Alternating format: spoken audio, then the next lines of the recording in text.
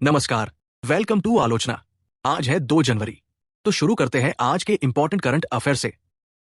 हाल ही में प्रेसिडेंट द्रौपदी मुर्मू ने आईएनएस वागशीर पर सवार होकर सबमरीन सॉटी की और ऐसा करने वाली वे दूसरी भारतीय राष्ट्रपति बन गई।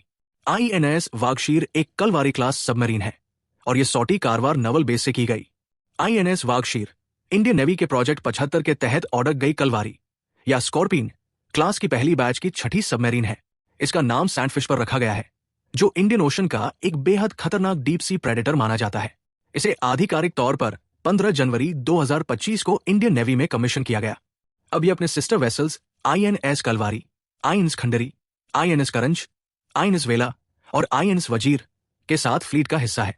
इन सबमरीन्स को क्रमशः दिसंबर 2017, सितंबर 2019, मार्च 2021, नवंबर 2021 और जनवरी 2023 में कमीशन किया गया था। इन सभी सबमरीन्स को मजागो डॉक शिपबिल्डर्स लिमिटेड (MDL) ने फ्रांस से टेक्नोलॉजी ट्रांसफर के जरिए पूरी तरह भारत में ही बनाया है।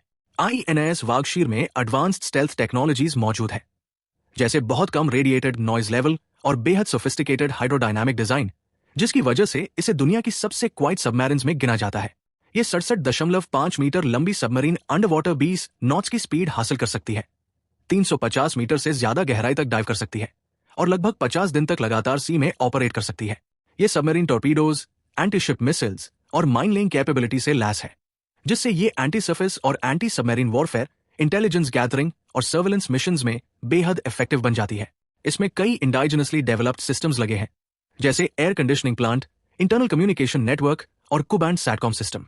आईएनएस वागशीर में 8 ऑफिसर्स और 35 सेलर्स के लिए एकोमोडेशन है और इसे anti torpedo counter measure system से भी इक्विप्ड किया गया है, जो इसकी सर्वाइवेबिलिटी को और मजबूत बनाता है। Prime minister scheme for mentoring young authors (PM युवा 3.0) के रिजल्ट्स हाल ही में डिक्लेयर कर दिए गए हैं, जिसमें ऑल इंडिया कॉन्टेस्ट के जरिए 43 यंग ऑथर्स का चयन हुआ है। पीएम युवा 3.0 का मकसद 30 साल से कम उम्र के युवा राइटर्स को नर्चर करना है, ताकि उन्हें मेंटरशिप और एक्सपोजर मिल सके और वे अपनी क्रिएटिव राइटिंग स्किल्स को बेहतर बना सके। इस स्कीम के जरिए ऐसे राइटर्स की एक नई पीढ़ी तैयार करने का लक्ष्य है, जो भारत के पास्ट, प्रेजेंट और फ्यूचर के अलग अलग पहलुओं पर लिख सके। पीएम युवा 3.0 खास तौर पर युवा लेखकों के पर्सपेक्टिव्स को सामने लाना चाहता है। इन थीम्स पर नेशन बिल्डिंग में इंडियन डायस्पोरा का contribution, Indian knowledge system, makers of modern India 1950 से 2025। इसके अलावा ये स्कीम एस्पायरिंग यूथ को खुद को एक्सप्रेस करने का प्लेटफॉर्म भी देती है, ताकि वे एंशिएंट और प्रेजेंट टाइम्स में अलग अलग फील्ड्स में इंडियंस के योगदान पर एक कॉम्प्रहेंसिव आउटलुक पेश कर सके। इस स्कीम को national book trust (NBT) India implement कर रहा है, जो मिनिस्ट्री ऑफ एजुकेशन के तहत काम करता है। NBT मेंटरशिप के वेल डिफाइंड स्टेजेस के जरिए स्कीम का फेज वाइज एग्जीक्यूशन सुनिश्चित करता है। एप्लीकेशंस माईगोव इंडिया के ऑनलाइन पोर्टल के जरिए आमंत्रित की जाती है। एक कम्पिटिटिव सिलेक्शन प्रोसेस के तहत क्लियरली डिफाइंड इवैल्यूएशन क्राइटेरिया के आधार पर 50 यंग ऑथर्स को शॉर्टलिस्ट किया जाता है। थीम वाइज सिलेक्शन के लिए NBT सिलेक्शन कमेटी का गठन करता है। एप्लीकेंट्स को 10,000 वर्ड्स का बुक प्रपोजल सबमिट करना होता है, जिसे एक्सपर्ट पैनल रिव्यू करता है। शॉर्टलिस्टेड कैंडिडेट्स को मल्टी स्टेज सिलेक्शन प्रोसेस से गुजरना पड़ता है, जिसके बाद फाइनल सिलेक्शन होता है। जो एप्लीकेंट्स पीएम युवा 1.0 या पीएम युवा 2.0 में ऑलरेडी क्वालिफाई कर चुके हैं, वे पीएम युवा 3.0 के लिए एलिजिबल नहीं होते। सिलेक्टेड ऑथर्स को 6 महीने का मेंटरशिप प्रोग्राम दिया जाता है। इस दौरान उन्हें वर्कशॉप्स, मेंटोर्स के साथ इंटरैक्शंस और इंडिया के लिटरेरी इकोसिस्टम से एक्सपोजर मिलता है। मेंटरशिप के अंत में हर ऑथर को 50,000 पर मंथ की कंसोलिडेटेड स्कॉलरशिप 6 महीने के लिए दी जाती है, यानी कुल 3 लाख प्रति ऑथर। मेंटरशिप प्रोग्राम का आउटकम यह होगा कि यंग ऑथर्स द्वारा लिखी गई बुक या बुक सीरीज को NBT इंडिया पब्लिश करेगा। सक्सेसफुल पब्लिकेशन पर ऑथर्स को 10% रॉयल्टी भी मिलेगी। इन बुक्स को आगे चलकर दूसरी इंडियन लैंग्वेजेस में ट्रांसलेट भी किया जा सकता है। मेंटरशिप के तहत पीएम युवा 3.0 ऑथर्स के लिए नेशनल कैंप आयोजित किया जाएगा, जो new Delhi world book fair 2026 के दौरान होगा। सिलेक्टेड ऑथर्स को लिटरेरी फेस्टिवल्स और इंटरनेशनल फोरम्स में अपनी वर्क प्रेजेंट करने का मौका भी मिलेगा। कोलेरू लेक, जो अपनी रिच बायोडाइवर्सिटी के लिए जाना जाता है, अब अपने डिलिशियस ब्लैक ड्राइड फिश के लिए भी पहचान बना रहा है, जिसने डोमेस्टिक और इंटरनेशनल मार्केट्स में एक खास जगह हासिल कर ली है। कोलेरू लेक इंडिया की सबसे बड़ी फ्रेश वाटर लेक्स में से एक है और ये आंध्र प्रदेश राज्य में स्थित है। ये कृष्णा और गोदावरी रिवर्स के इंटरडेल्टिक प्लेन में इलुरु शहर के पास स्थित है और इन दोनों नदियों के लिए एक नेचुरल फ्लड बैलेंसिंग रेजर्वॉयर के रूप में काम करता है। ये झील सामान्य तौर पर लगभग 308 एसक्यू किलोमीटर क्षेत्र में फैली हुई है, जबकि हाईएस्ट फ्लड लेवल के दौरान इसका फैलाव बढ़कर लगभग 954 एसक्यू किलोमीटर तक पहुंच जाता है। ये आंध्र प्रदेश की सबसे बड़ी फ्रेश वाटर लेक है और इसकी एक खास विशेषता यह है कि ये कैरेक्टरिस्टिकली शैलो लेक है। कोलेरू लेक को पानी 4 नदियों बुदामेरू, रामिलेरू, तमिलेरू और एरकलवा से मिलता है। साथ ही इसमें 18 ड्रेन्स का पानी भी आता है। झील का पानी आगे चलकर उप्पुतेरा आउटलेट के जरिए बे ऑफ बंगाल में चला जाता है। इस झील को अक्सर peerless fisherman's paradise and bird heaven कहा जाता है, जो इसके इकोलॉजिकल और लाइवलीहुड इंपॉर्टेंस को दर्शाता है।